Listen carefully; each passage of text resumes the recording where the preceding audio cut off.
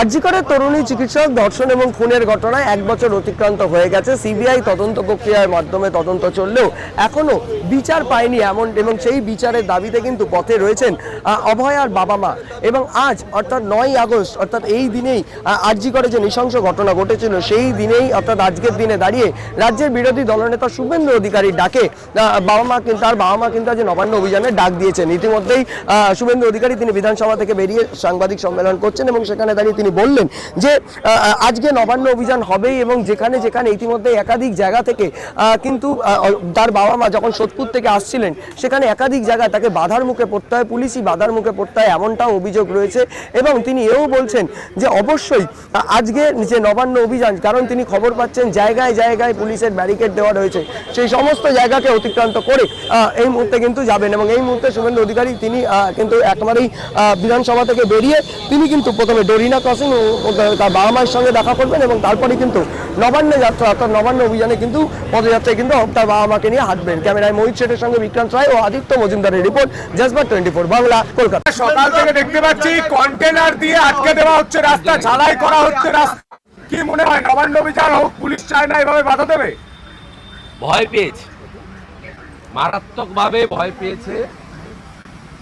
আপনারা জানেন যে একমাত্র দল ভারতীয় জনতা পার্টি, তারা অভয়ার বাবা মার অনুরোধকে যুক্তিপূর্ণ মনে করে সরাসরি বলেছে যে আমাদের সব কর্মী সমর্থকরা বিনা পতাকাতে যাবে।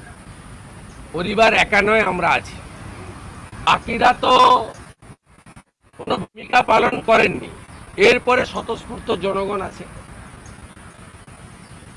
স্বাভাবিকভাবে সরকার এই যে মেরুদণ্ড সোজা রেখে ডাক্তার বোনের বাবা মার যে লড়াই এবং তার সঙ্গে সমস্ত রাষ্ট্রবাদী দেশপ্রেমিক বাংলার জনগণের যে সমর্থন, তাকে ভয় পেয়েছে বলেই এই কাণ্ড কারখানাগুলো করছে।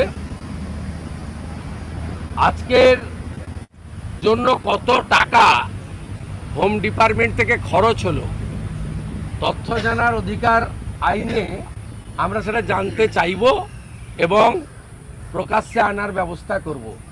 আমার মনে হয় প্রায় 10-12 হাজার পুলিশ সহ যেভাবে টিন কন্টেনার, তো খিদিরপুরে একটাও নেই, সব তুলে নিয়ে চলে এসছে। সব মিলিয়ে কয়েক কোটি টাকা, যে কয়েক কোটি টাকা থাকলে বেশ কিছু হসপিটালে আধুনিক মানের যন্ত্রপাতি দেওয়া যেত, এটা করলেন। ও কালকে পুলিশের বড় আধিকারিকরা বলছিলেন যে কে ডেকেছে, কে করছে জানি না, তো অভয়ের বাবা মা ডেকেছেন। রাজ্য সরকারের তো উচিত ছিল অভয়ের বাবা মাকে ডেকে বা তাদের বাড়িতে গিয়ে আলোচনা করা যে তারা কি চাইছেন। তারা পরিষ্কারভাবে তাদের বক্তব্যে বলেছেন যে আমার মেয়ের এই পরিণতির জন্য দায়ী মুখ্যমন্ত্রী, কারণ তিনি একাধারে পুলিশ মন্ত্রী, একাধারে স্বাস্থ্যমন্ত্রী, একাধারে রাজ্যের মুখ্যমন্ত্রী, এবং ঘটনা অন্য কোথাও ঘটেনি, উনার পরিচালিত মেডিকেল কলেজে ঘটেছে এবং তাকে ডেকে নিয়ে গিয়েই এই জিনিস করা হয়েছে। তিনি একথাও বলেছেন। তিনি সিবিআইয়ের ভূমিকা নিয়েও অভিযোগ করেছেন। আমাদের তাতে কোনো বক্তব্য নেই। আমরা ওনার সমস্ত বক্তব্যকেই আমরা মনে করি তিনি সবচেয়ে বেশি সাফারার, সবচেয়ে বেশি ক্ষতিগ্রস্ত। আমরা আমাদের রাজনৈতিক স্বার্থ, ব্যক্তি স্বার্থের বাইরে গিয়ে আমরা এই পরিবারকে সমর্থন করতে চাই। এবং আমি আমার দলের রাজ্য সভাপতির নির্দেশক্রমে এবং আমি আমার সহযোগী এমএলএদের সকলকে নিয়ে আমরা জলদান, ওআরএস দেওয়া, একটু সহায়তা, স্বেচ্ছাসেবক, যেগুলো অভয়া বোনের কলিগদের করার কথা ছিল, তারা যদি এই আন্দোলনটা, তার বাবা মার ঘোষিত আন্দোলন, তারা বলেছে দেখেছি না, শুভেন্দু অধিকারী ব্যক্তি নয়, যে ছেলেগুলো বলছে ওরা অনেকেই এসইউসিআই পার্টির সঙ্গে যুক্ত। শুভেন্দু অধিকারী তৃণমূল করার জন্য যদি অপরাধ করে থাকে, হ্যাঁ আমি অপরাধী, কিন্তু 2011 বিধানসভা ভোটে এসইউসিও তৃণমূলের সঙ্গে ছিল মমতাকে আনার পিছনে এসইউসিও কম ভূমিকা নেয়নি। জয়নগর কুলতলিতে আমি তৃণমূল নেতা হিসেবে এসইউসিআইর সমর্থনে প্রচারে গেছিলাম। এসব কথা কেন বলছেন তারা? আমি তো প্রথম দিন থেকে বলেছি, বিরোধী দলনেতা মানে বিজেপির বিরোধী দলনেতা নয়। বিরোধী দলনেতা মানে রাজ্যের সরকার এবং সরকারি দলের দ্বারা যে আক্রান্ত হবে তার জন্য। বিরোধী দলনেতা তামান্নার ব্যাপারে আওয়াজ তুলেছে। বিজেপির নেতা রাজ্যের কেন্দ্রের মন্ত্রী সুকান্ত মজুমদার ওনার বাড়ি গেছেন। রামপুরহাটের বকটুইতে মমতা পৌঁছানোর আগে 55 জন এমএলএ নিয়ে আমরা গেছি। মগরাহাটের সিপিএম আইএসএফ এর পঞ্চায়েত ভোটের পরে ঘর লুট হয়েছে, আমরা ত্রাণ নিয়ে পৌঁছেছি। আমরা জানি তারা কোনোদিন আমাদের ভোট দেয় না, দেবেও না। তাই যে কাজটাও অভয়া বনের কলিগদের করার কথা, সেই কাজটা আজকে রাষ্ট্রবাদী স্বেচ্ছাসেবকরা করছে। ইতিমধ্যে জমায়েত শুরু হয়ে গেছে। আজকে শনিবার, কার্যত ছুটির দিন, সাথে রাখি পূর্ণিমা আছে, বিশ্ব আদিবাসী দিবস আছে, নানা কর্মসূচি আছে। আমার কাছে যা খবর আছে, দুটি পয়েন্টের বাইরেও হাওড়া স্টেশনেও ইতিমধ্যে কয়েক হাজার মানুষ জমা হয়েছেন, তারা মিছিল শুরু করতে চলেছেন। সাঁতরাগাছি পয়েন্টেও ইতিমধ্যে 5000-এর বেশি আন্দোলনকারী জমায়েত হয়েছেন এবং ডোরিনা ক্রসিংয়েও প্রচুর মানুষ, মহিলা এবং বিভিন্ন মঠ মন্দির থেকে সাধু সন্তরা, তাদের কে ডেকেছে আমি জানি না, অভয়ার বাবা মার ডাকেই এসেছে, তারা জমায়েত হতে শুরু করেছেন। আমরা কলকাতাতে যে এমএলএরা ছিলাম বিজেপির, আমরা প্রায় 20 জনের মতো এখানে জমায়েত হয়েছি।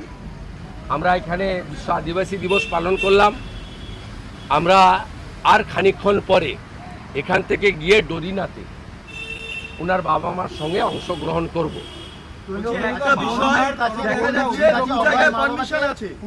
পুলিশ আটকে দেয়, তারা গাড়ি করে আসছিলেন কলকাতার দিকে, সেখানে গাড়ি আটকে, গাড়ির ছবি তোলা হয় এবং তাদেরকে জিজ্ঞাসাবাদ করা হয়, কিন্তু পুলিশের কাছে যখন আমরা প্রশ্ন করি তখন কিন্তু পুলিশ কোনো উত্তর দিতে পারি। অত্যন্ত নিম্নমানের, নিম্ন রুচির সংকীর্ণতা করছে। হাইকোর্ট বারে বারে বলেছে শান্তিপূর্ণ আন্দোলনের অধিকার সবার আছে, সরকারি সম্পত্তিতে যেন কেউ হাত না দেয়। আমি আবারও বলি, পুলিশ যদি প্রভোকেশন না করে, রানীর আসমনিতে ওই রকম ব্যারিকেড করার কোনো দরকার আছে?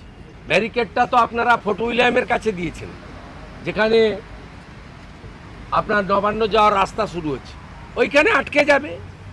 তো আমি সকলকে অনুরোধ করব, যারা আসছেন, কোনো সাধারণ পুলিশ কর্মীর সঙ্গে কোনো রকম বিতর্কে, বিশৃঙ্খলায় জড়াবেন না। এরা আমাদের বন্ধু, এরা সবাই পরিবর্তন চায়। আমরা হাঁটবো শান্তিপূর্ণভাবে। পুলিশ এবং মমতা পুলিশ উস্কানি দিচ্ছে, ফলাফল তাদের হাতে। আর বাবা মার সঙ্গে এই কাজটা করা অত্যন্ত অন্যায় হচ্ছে। মমতা ব্যানার্জি একটা প্রতিহিংসা পরায়ণ, সবাইকে ইয়েস ম্যাডাম বলতে হবে। যে না বলবে, তিনি যেই হোক, ওনার কার্টুন আঁকার জন্য ওমকেশ মহাপাত্রকে জেল খাটতে হয়েছে।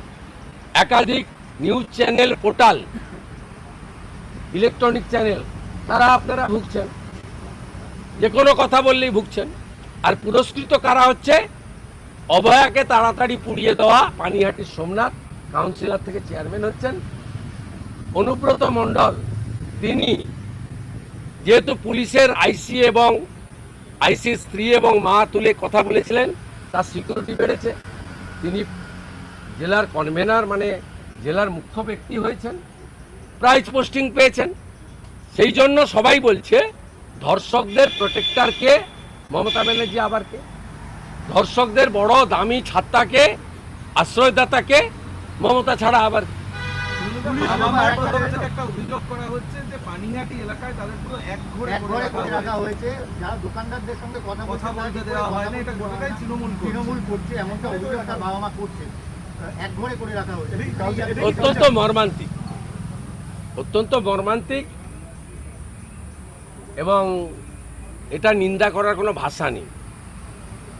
আমি এটা শুনলাম, আমার সঙ্গে ওই পরিবারের যোগাযোগ আছে, তাদের হয়তো সব বিষয়ে আমার ক্ষমতা লিমিটেশন আছে, সবটা আমি করে দিতে পারি না। কিন্তু আমার সহমর্মিতা এবং সমব্যথিতা এটা আমার প্রথম দিন থেকে আছে। এই পরিবেশ কাটিয়ে দেওয়ার জন্য ওই এলাকায় নাগরিক কনভেনশন করা বা লিফলেট বিতরণ করা, এটা আগামী দিনে আমি উদ্যোগ নেব আমার সাথী বিধায়কদের নিয়ে। দরকার হলে সেই এলাকায় আমরা দুদিন ধরে বাড়ি বাড়ি দোকানে দোকানে গিয়ে এই পরিস্থিতি কাটিয়ে আসার জন্য সমাজের সচেতন নাগরিকদেরকে বলবো। পুলিশ প্রথম জায়গা হচ্ছে রানী রাসমণি, সেখানেই পারমিশন পাওয়া যাচ্ছে। আর সাতরাগাছি বাস স্ট্যান্ড, এর বাইরে আর কোথাও গেলে গ্রেফতার করা হবে এমনও পর্যন্ত করবে গ্রেপ্তারটা কি আর কি? এর গতবারে তো 105 জনকে গ্রেপ্তার করেছে। তো গ্রেপ্তারের ভয়টাই তো দেখি আমাদের লাভ নেই। শান্তিপূর্ণভাবে আমরা আগাবো। যেখানে আটকাবে বসে পড়বো, প্রতিবাদ হবে। আমরা কেউ বক্তা নই, বাবা মাই বক্তব্য রাখবে সুযোগ পেলে, মাইক ব্যবহার করার সুযোগ পেলে। আর নইলে আমরা অংশগ্রহণ করব। যেখানে বাধা দেবে আমরা সেখানে আটকে যাব। আমরা কোনো সংঘাতে যেতে চাই না, কোনো সংঘাতে যেতে কাউকে বলবো না। এবারে পুলিশ যদি জল কামান দেন, গ্যাস ফাটান, গুলি করেন, গ্রেপ্তার করেন, সেটা পুলিশ করতে পারে। আমার রাজনীতি করছে, ববি হাকিম বলছে মর্মান্তিক ঘটনা, কিন্তু শুভেন্দু অধিকারী এখানে রাজনীতি না, রাজনীতি করছি না, প্রতিবাদ করছি। মুখ্যমন্ত্রী সবার মুখ্যমন্ত্রী হতে পারেননি। বিরোধী দলনেতা সরকার এবং সরকারি দলের দ্বারা অত্যাচারিত, সে হিন্দু হন, মুসলমান হোক, শিখ হন, খ্রিস্টান হন, তিনি সিপিএম হন, কংগ্রেস হন, অবশ্যই বিজেপি হন, বা অরাজনৈতিক হন, নন পলিটিক্যাল হন, বা সংবাদকর্মী হন, বা ব্যবহারজীবী হন, সবার জন্য বিরোধী দলনেতার আওয়াজ আছে। বিরোধী দলনেতা মানে যারা সরকার এবং সরকারি দলের দ্বারা অত্যাচারিত হবে তাদের জন্য আওয়াজ তোলা।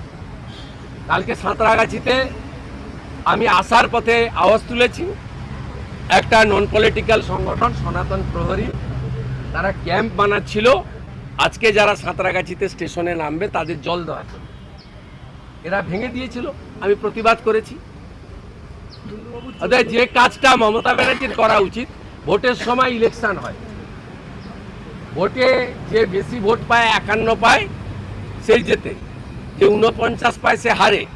কিন্তু সারা বছর সকলের হতে হয়, যেটা রাজ্যের মুখ্যমন্ত্রী হতে পারেননি।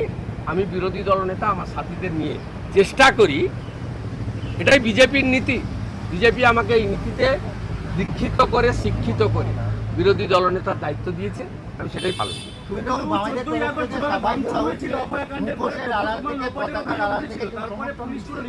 আপনারা তো বলেছেন যে কোন রকম দলমত নির্বিশেষে আপনারা অংশগ্রহণ করতে পারেন। স্লোগানও ওর বাবা ঠিক করে দিয়েছে, উই ওয়ান্ট জাস্টিস।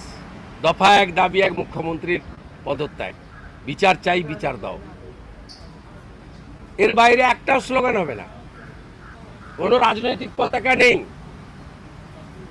রাখি পূর্ণিমার অনুষ্ঠান, বিশ্ব আদিবাসী দিবসের অনুষ্ঠান শেষ, এখন বন অভয়া, চোখের জল আর এই কালো। আজকে কালা দিন, ছি মমতা ছি। এসোসিয়েশন বলছে অভয়ের বাবা মার এই কর্মসূচির সঙ্গে তারা নেই, তারা রয়েছেন ডাক্তারদের সঙ্গে। এই এসোসিআই এর ভূমিকা নিয়ে আপনি প্রশ্ন তুললেন, অদ্ভুত একটা লাগছে না বিষয়টা। ডাক্তারদের একাংশ, জুনিয়র ডাক্তারদের একাংশ, এবং এরা পরিচিত এসইউসিআই কর্মী, এবং এরা সেদিন যখন লাঠি খায় বিকাশ ভবনে, আমি যখন গেছিলাম, আমাকে বসিয়ে রেখে নাম না করে অনেক কথা বলছিল। আমি তাদেরকে শুধু স্মরণ করাতে পারি, আমি যেমন সিপিএমকে তাড়ানোর পরিবর্তনে মমতা ব্যানার্জির সাথে ছিলাম। এসইউসি কিন্তু 11 সালে মমতা ব্যানার্জির সঙ্গে জোট করেছিল, এই জোটে কংগ্রেসও ছিল। জয়নগর এবং কুলতলিতে এসইউসি তৃণমূলের সমর্থনে লড়েছিল। আমি তৃণমূলের একজন হিসেবে, সাংসদ হিসেবে, আমি জয়নগর কুলতলিতে গিয়ে এসইউসির হয়ে প্রচার করেছিলাম। শুভেন্দু অধিকারী যদি মমতার মন্ত্রিসভায় বা তার সাথে থাকার জন্য অপরাধী হয়ে থাকে, তাহলে এসইউসিও সমানভাবে অপরাধী। এই হালদার, অনিকেত মাহাতো, এরাও সমান অপরাধী। এদের দল মমতাকে আনার সঙ্গে সঙ্গে। বলছে অভয়ের বাবা মা সিবিআই বলছেন যে সিবিআই এখনো পর্যন্ত যে সিসিটিভি বসানো হবে, প্যানিক বাটন তৈরি করা হবে। নির্ভয়া ফান্ডে ভারত সরকার 2000 কোটি টাকা দিয়েছে, সিসিটিভি লাগিয়েছে, একটা সিসিটিভি নেই, পুরোটা পুলিশ আর ভাইপো মিলে লুট করেছে। 2000 কোটি টাকা দিয়েছে নির্ভয়া ফান্ডে, 2000 করোড়। কোনো সিসিটিভির অস্তিত্ব নেই, পুলিশ এবং ভাইপোর এজেন্সি লুট করে নিয়ে গেছে টাকা।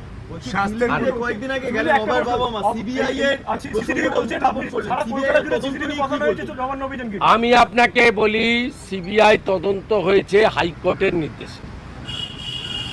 হাইকোর্টে আমরা গেলেও ফাইনাল জাজমেন্ট এসেছে ওর বাবা যাওয়ার পরে। সিবিআই সম্পর্কে অভিযোগ অনেকেরই থাকতে পারে, আমি সেই বিতর্কে না গিয়েও বলি, সিবিআই যদি ভুল করে, সত্য প্রমাণ না করে, তাহলে যে কেউ কোর্টে গিয়ে সিবিআই বিরোধিতা করতে পারে। আর সিবিআই কেন্দ্রীয় সংস্থা নয়, অটোনোমাস বডি। সিবিআই কাজ করছে সুপ্রিম কোর্ট এবং হাইকোর্টের নির্দেশে। আমি উদাহরণ হিসেবে বেলেঘাটার অভিজিতের নৃশংস হত্যার ঘটনায় তার ভাই বিশ্বজিতের লড়াইকে বলবো, বাধ্য করেছে সিবিআইকে। তাতে এই লড়াইতেও বাবা মা যে আইনি লড়াইয়ের পথে এগোচ্ছেন, সম্ভবত 18ই আগস্ট ডেট আছে, আইনি লড়াইতে বাবা মা জিতবেন। রাজনীতির ঊর্ধ্বে বাংলার আপামর জনগণ পরিবারের সঙ্গে আছে।